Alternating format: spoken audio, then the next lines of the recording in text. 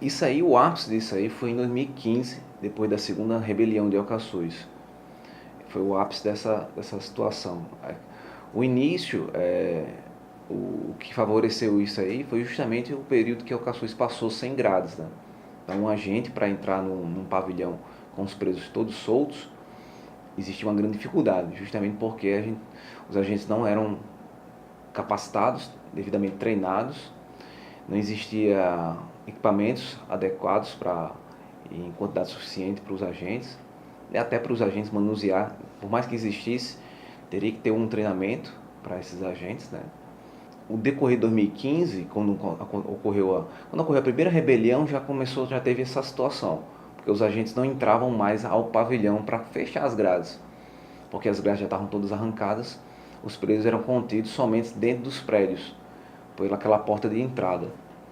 Então não tinha como um agente, a equipe já estava bem reduzida já na época, não tinha como um efetivo aí de poucos agentes e pouco material abrir uma porta no qual do outro lado tinha aí 300 presos, todos soltos, né? Então correndo risco ali até de se aproximar na porta para abrir a porta, do outro lado tinha 200, 300 presos, né?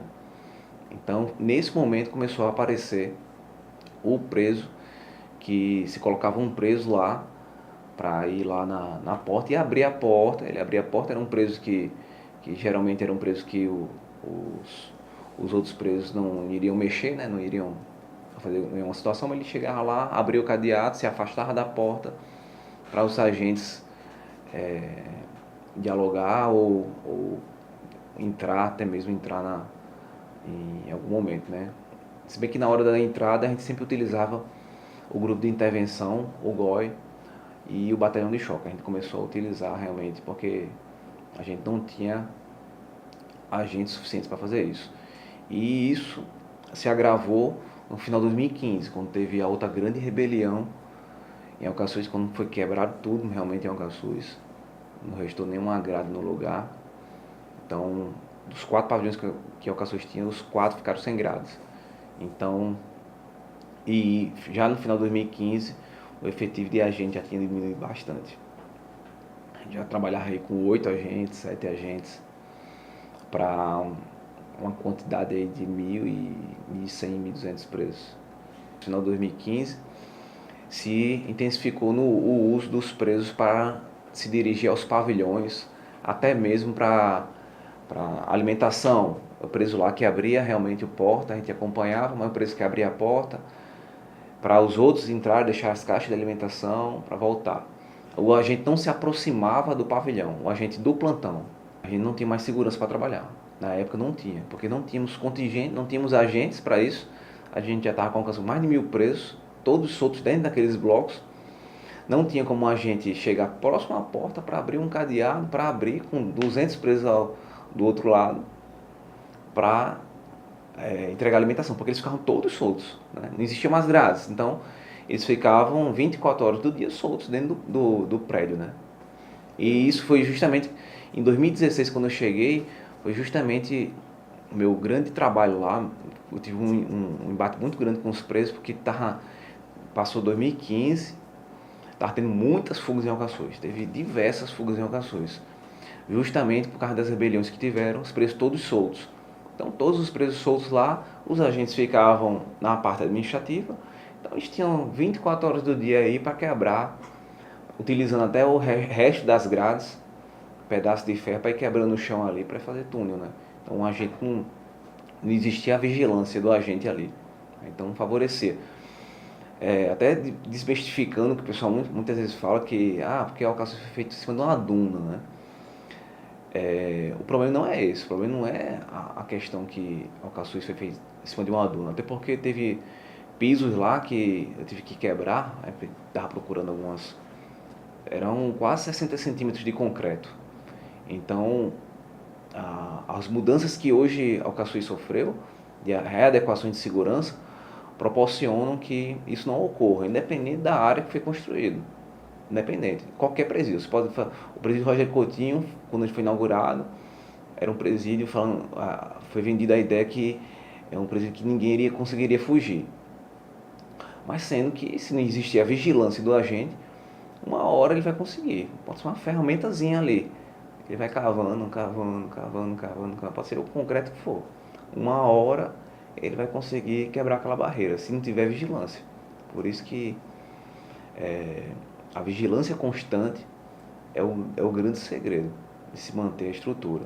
Então, naquela época, a gente não tinha esse controle, realmente não tinha efetivo, não tinha um aparato de segurança para isso, e realmente eram os presos que tinham que ir lá, chamar para advogado, era o preso que ia lá, abria a porta, para o outro preso sair para se dirigir ali ao hall de Alcaçuz para ser atendido por advogado. Então, era um clima de total insegurança, né? Então, justamente porque a gente não tinha o que fazer, a gente ficava de mãos atadas, porque a gente não tinha o que fazer, e os presos ficaram. E nesse meio tempo, né, como se te perguntado, os presos tinham poder, de vez em quando a gente tinha que trocar o preso que ia lá e abrir, porque era o preso que às vezes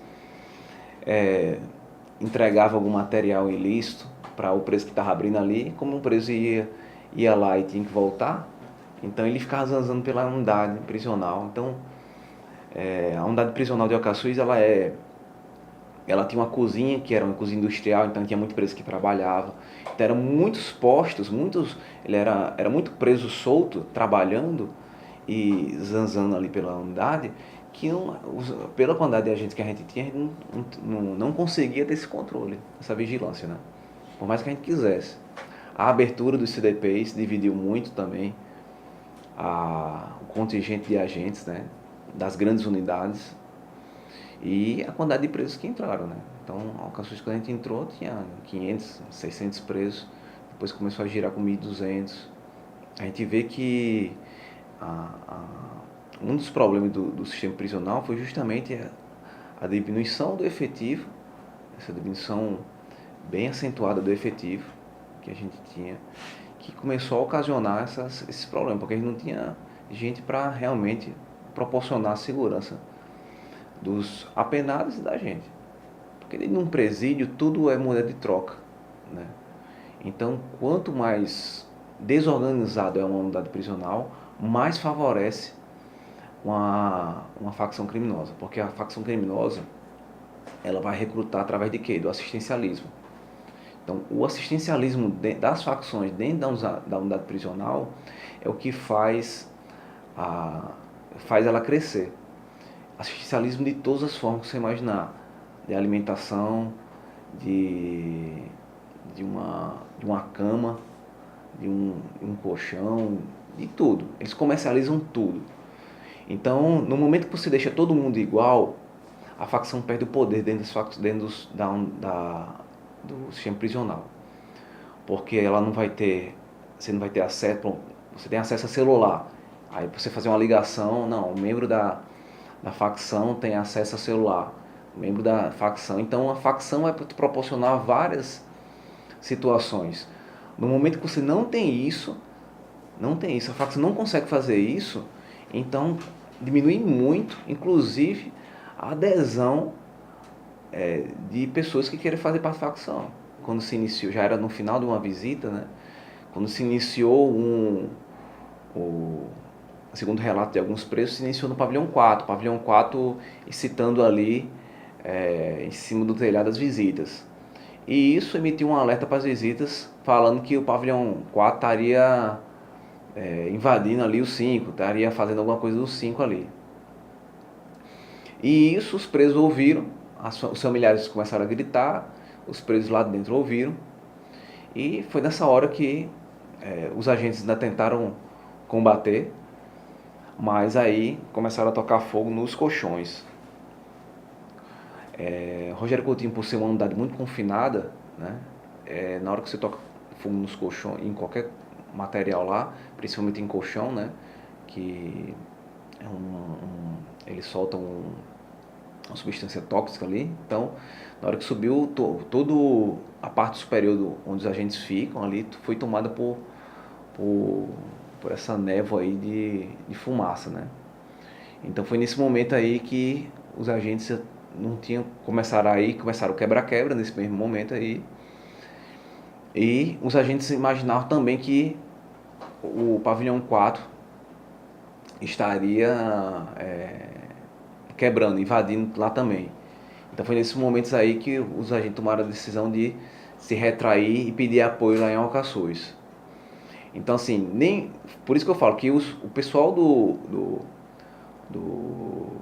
Rogério Coutinho não imaginar que aquilo ia acontecer naquele momento, porque foram uma junção de fatores. Foi uma estação do pavilhão 4 que mobilizou as famílias ali, que mobilizaram os presos, que os presos começaram um motim que os agentes imaginaram naquele momento que era um motim no 5 e no 4. Se eles permanecessem ali, talvez, eles iam ficar ilhados, né? Não tinha para onde eles irem, não tinha para onde eles saírem ali. Então os agentes acharam por melhor pegar, se dirigirem até Alcaçuz, pedir apoio em Alcaçuz. Quando os agentes de Alcaçuz retornaram para o Rogério Coutinho, a questão é muito rápido, os presos já tinham tomado a parte superior do Rogério Coutinho. E o pavilhão 4 também já estava rebelado lá. Então foi, acho que nem, por mais que a gente emitisse o alerta, tudo, a gente não tinha, nem os presos sabiam que ia acontecer aquilo naquele. Então foram a junção de vários fatores que deram início àquilo ali. O 5 estava com, os presos estavam todos fechados no 5, as grades estavam em todo lugar, estavam cumprindo os procedimentos lá. O pavilhão 4 estava todo solto, o pavilhão 4 não existia mais grades e os presos ficavam soltos 24 horas. E o que separava eles do Rogério Coutinho era um muro, né? Um muro do pátio, de banho de sol. Então a tensão maior era o 4, por ele ficar distante da gente, da parte administrativa de Alcaçuz, e ficar ali do lado do Rogério Coutinho. Então o efetivo do Rogério Coutinho, que já era reduzido também, ficava tomando conta de dois locais, ficava tomando conta do Rogério Coutinho e ficava tomando conta de um pavilhão que estava totalmente solto. E no qual já tinha tido diversas tentativas de fuga, né? Pavilhão 4. Então eles saíam ali. Então foi uma junção de situações que, para prever que ia acontecer aquilo ali naquele dia, da forma que foi, acho que nem os presos sabiam, nem os presos imaginavam que ia acontecer daquela forma. Eu estava até na casa dos meus pais na época. Foi um final de semana, né? Eu já tinha pela manhã a visita de Alcaçuz, já fui na parte da tarde, a visita de Alcaçuz tinha transcorrido tranquilamente, não tinha tido nenhuma situação. E o diretor do Rogério Coutinho na época também tinha falado que pela manhã estava tranquilo, não tinha nenhuma alteração. Eu estava em casa, na casa dos meus pais, quando recebi uma notícia do meu chefe de plantão falando que Alcaçuz teria dado início a uma rebelião. Aí eu fui em casa rapidamente, fui na minha casa, peguei meu equipamento, me equipei e fui para ali. Demorei uma meia hora para chegar, entre ir me equipar e ir para Alcaçuz uma meia hora. Na hora que eu cheguei em Alcaçuz, realmente Alcaçuz estava toda tomada já, né? Então todos os presos já tinham saído dos seus pavilhões em Alcaçuz. O Rogério Coutinho já tinha tomado tudo lá, já tinha tomado o pavilhão 4, já tinha ocorrido as mortes já. E os agentes conseguiram pelo menos conter a fuga dos presos pela parte da frente, né? Porque imagina aí, 1.000 e poucos presos correndo para frente ali da saída do presídio, e os agentes tiveram que segurar ali para nenhum preso fugir pela frente, né? Então, quando eu cheguei, tava esse clima, né? Não teve mudança porque, como é que estava dividido o Alcaçuz? O Rogério Coutinho, o pavilhão 5, era somente presos ligados a uma facção. E Alcaçuz era um preso ligado a outra facção. Então, assim, todo final de semana era visita. Então, sábado e domingo era visita. Então, não teve nenhuma mudança. Qualquer mudança que eu tivesse feito lá em Alcaçuz não ia interferir nisso. Até porque, como eu falei, se os presos estavam todos soltos, né? Estavam todos soltos no pavilhão 4. Então eu estava tendo visita em outros pavilhões e o Rogério Coutinho estava tendo visita normal, como era para ser. Então nenhuma mudança, por mais que a gente tivesse feito qualquer mudança, nenhuma mudança ia interferir, né, nessa ordem. A gente não sabia a quantidade de mortos. Muitas famílias nos nos condenaram aí, falando que a gente favoreceu, e muito pelo contrário, a gente fez de tudo para que o confronto não ocorresse, e a gente passou, todos os dias que a gente passou lá de rebelião, foi para novos confrontos não ocorressem. Então, no primeiro dia da rebelião, a gente fiquei dormindo em Alcaçuz, e a missão lá era justamente conter esse confronto, né? Então, a gente ficava mantendo uma facção de um lado, outra facção do outro, para eles não se confrontar, para não ocorrer mais mortes. Já chegou a noite, tudo, a gente não entrou. Quando foi no outro dia, chegou o batalhão de choque, aí a gente entrou no presídio. Aí, juntamente com o ITEP, foi quando a gente começou a ver o que realmente tinha acontecido lá. Realmente, as informações batem com relação ao pavilhão 4, né? O pavilhão 4, não necessariamente o pavilhão 4 tem iniciado uma rebelião, um motim contra os 5. Mas no momento que você vê que existia muito isso, os presos estavam todos soltos, eles, segundo relatos, tinha presos no telhado do 4, observando os familiares ali do 5. Então, nesse momento aí, as famílias, e eu já vi isso acontecer, as famílias se desesperaram, porque pensavam que o pavilhão 4 ia tentar alguma coisa em relação ao 5, né? E creio que nessa hora começou aquele tumulto generalizado, as visitas não tinham saído ainda, né? E os presos lá que estavam em procedimento na quadra para irem para as celas, começaram esse motim. Na hora que começaram o motim, o que é que aconteceu? Ao meu ver, os agentes que estavam na hora tinham que conter lá dentro, tinham que colocar as visitas para fora, que elas estavam dentro da unidade ainda tinham o pavilhão 4 que estava com presos em cima do telhado.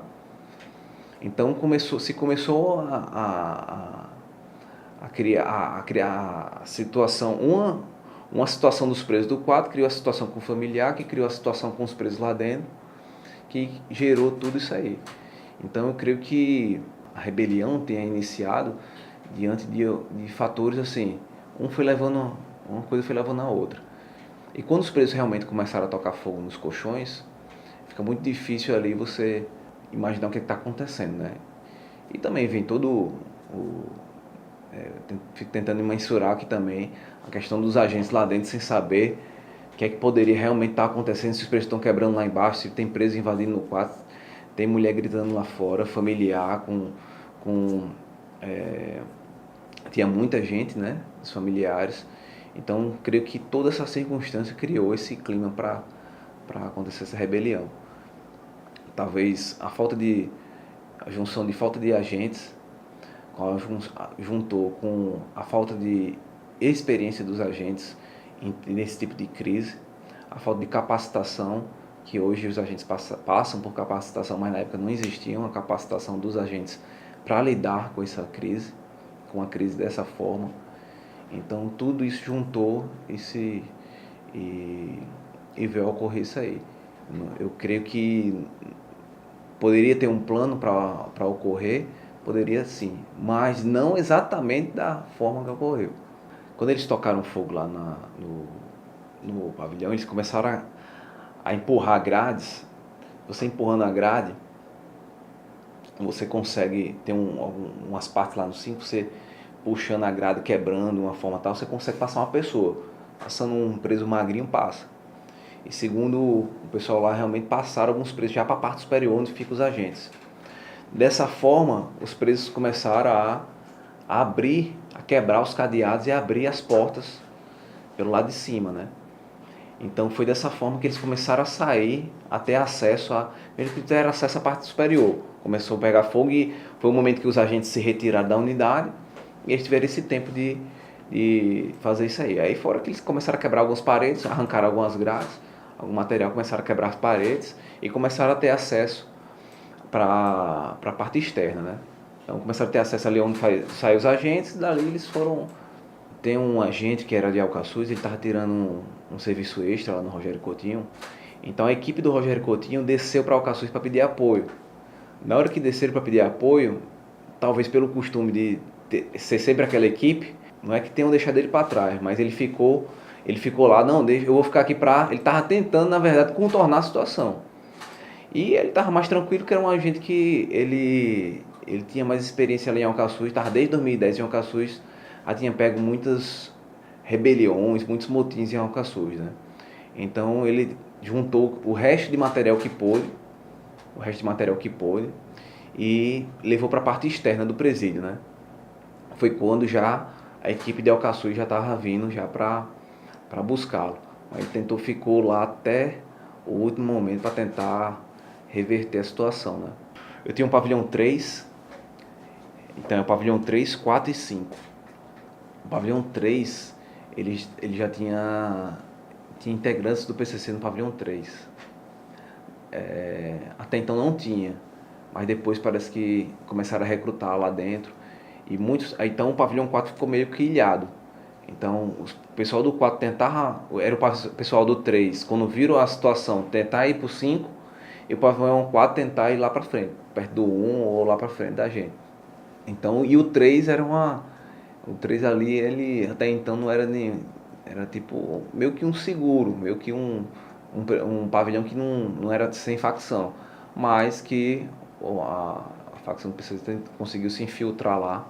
O pavilhão 4 ele era muito frágil, né? As paredes são muito baixas, né?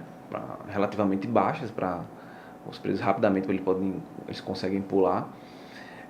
Quando a gente chegou lá tinha buracos na quadra, então provavelmente também o pavilhão 5 conseguiu pegar alguma grade, alguma coisa e bater ali, que as paredes são de tijolo da quadra, né? Então eles também conseguiram quebrar ali na quadra e ter acesso ali aos presos do 4. Então os presos do 4 tentaram fugir ali pelo telhado, né? Então, segundo relatos, quando os presos entram no 4, eles já estavam com facas, com alguns utensílios aí. E segundo relatos lá dos próprios presos, foram presos que falaram assim, não, ninguém vai mexer com você não, se entregue. Aí quando o cara se entregou, o cara matou. Tanto que muitos presos falam que muitos eram evangélicos lá, então eles não pouparam, não queriam saber. Quem estava no 4, eles não queriam saber se tinha participação com o sindicato ou não tinha. Quem eles pegaram ali, então eles... Teve vários casos, relatos que eles ludibriaram aí os presos dessa forma, falando, não tem nenhum problema não, tal. Uma das coisas que causou o massacre foi justamente a falta de controle que a gente tinha do presídio. A falta de controle que eu falo é estrutura. Primeiro, se tivesse sido reestruturado novamente o presídio. A grande diferença de antes para hoje é justamente isso, a reestruturação do presídio, colocar os presos dentro das grades novamente, um aumento ou fechamento de alguns CDPs para se aumentar o efetivo do Rogério Coutinho e de Alcaçuz. E talvez na época até a desativação, não sei, talvez até desativação, um grande problema que não tinha onde colocar os presos, a desativação do pavilhão 4. Talvez teria sido uma outra medida aí, porque ele ficava muito próximo ali eram duas facções e ficavam muito próximo uma da outra ali, né? Aí porque não foi feito? Porque eram quase 200 presos. E eles estavam todos soltos, e a Alcaçuz está totalmente deteriorada. Então, as medidas que teriam... Na verdade, não existia uma medida... As medidas do sistema prisional não são assim, num instalo, né? São... o que ocorreu em 2017 foram decorrentes de coisas que não foram feitas antes. Se essas medidas que eu estou falando tivessem sido feitas ao decorrer de 2016, uma reestruturação, uma capacitação dos agentes também. Acho que uma grande diferença hoje é que os agentes sabem utilizar o equipamento que ele está, não basta dar um equipamento para um agente se ele não souber utilizar aquilo ali. Então, juntou a falta de estrutura que o presídio tinha, todo mundo solto, é muito difícil manter 1.200 presos, todo mundo solto ali, um contingente de 6 agentes. E 6 agentes sem um preparo técnico, com disposição, mas sem um preparo técnico, né, que poderia ter sido oferecido para eles.